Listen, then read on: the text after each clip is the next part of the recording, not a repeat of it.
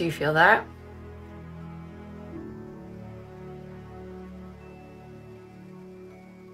That is some heavy, heavy. Oh yes, welcome to the video. Andy discovers TikTok. This is Andy in the attic. I've long since said Facebook was bad for your mental health, your social life, and in fact every aspect of life. I hadn't factored in the insanity of TikTok. Let's have a quick look.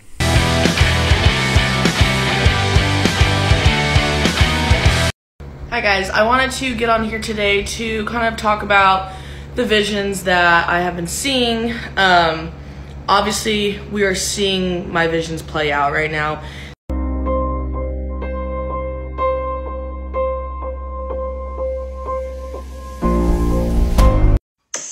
Y'all have been saying this for a long time, but I didn't want to say it out loud because it sounds crazy. But considering everything that's going on, it is the beginning of the end of the world.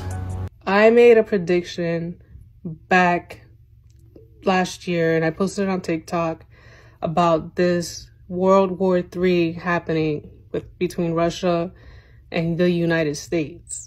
Getting a pedicure and manicure, and this lady sits down next to me and she's getting a pedicure also, and I felt compelled to turn and talk to her. And recently I've discovered that I'm a medium and I can talk to dead people, which is so cool and also so scary. But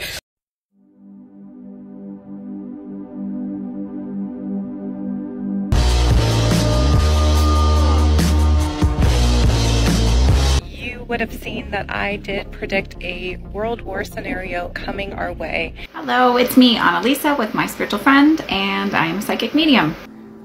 War, justice, things like that. I'm gonna be a little busy. Death worker friends, we're gonna be a little busy. Now, is it just me that notices a certain demographic going on here?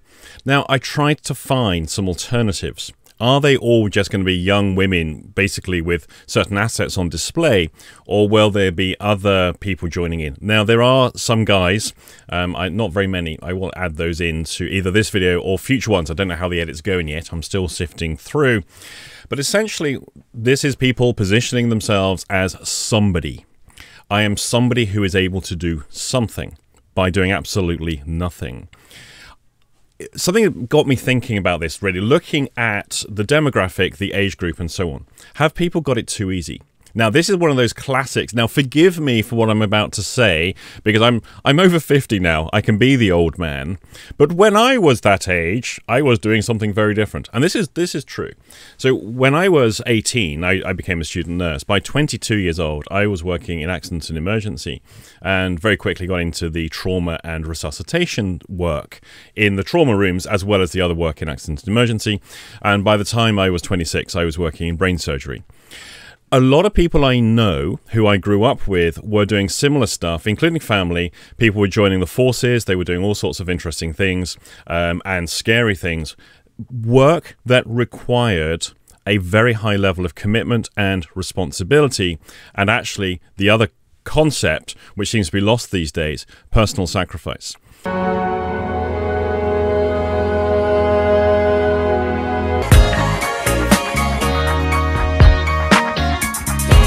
Now, the law of unintended consequences, are we generating a whole bunch of young people to grow up who are basically being incapacitated? When the going gets tough, they don't know what to do because they've never had to struggle. I remember the thing as a child. Oh, I'm on one now. I remember the thing as a child. We had chickens, and the classic thing that you have a little chick who's struggling to get out of the egg, and you must never help the chick get out of the egg, because that struggle sets it up for survival. And if you help them out, they become useless.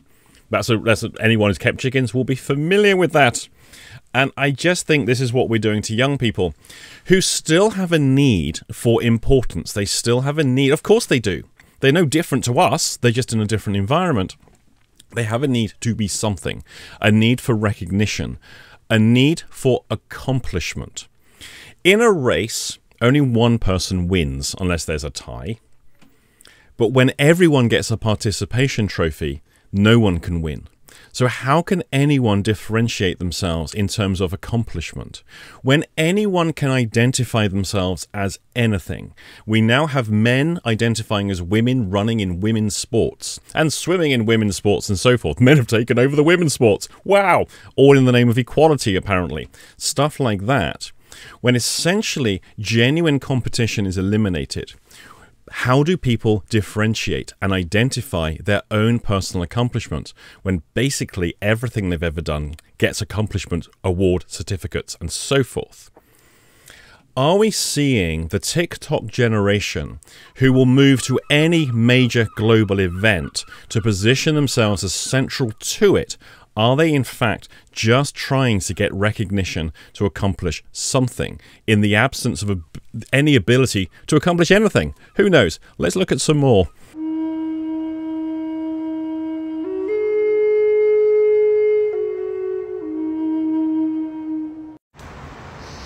I am safe, I'm healthy, I'm well. I am safe, I'm healthy, I'm well.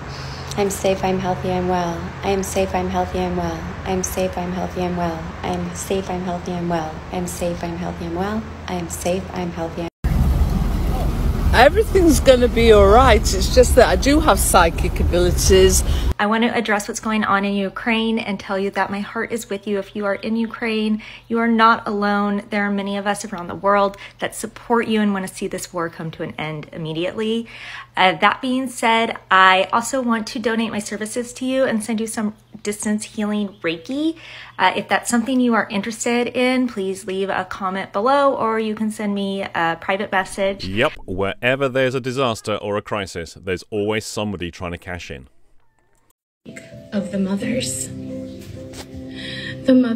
who are holding it all together, who are finding the meals and finding the protection and finding the safe space for their kids. They're innocent children that don't understand why yesterday was different. Now, what we have here is something I've seen quite a bit of over the years. It's when somebody decides they can make themselves central to somebody else's suffering by suffering for them. It is kind of like an over-empathic suffering. And by tapping their face, of course, they clearly something to do with tapping, EFT, TFT, whatever the tapping modality is called. This is a way to make somebody else's disaster all about oneself. It's not about them, because I'm suffering too. And the other thing I just have to note, a lot of these people, they pick whatever the central feature is in the current news story.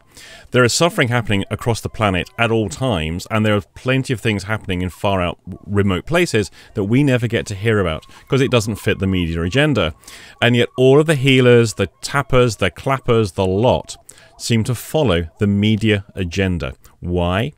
Attention. And my guide has called me back on here and she's wanting me to deliver an urgent message, and what she's telling me is about an escalation, just escalation.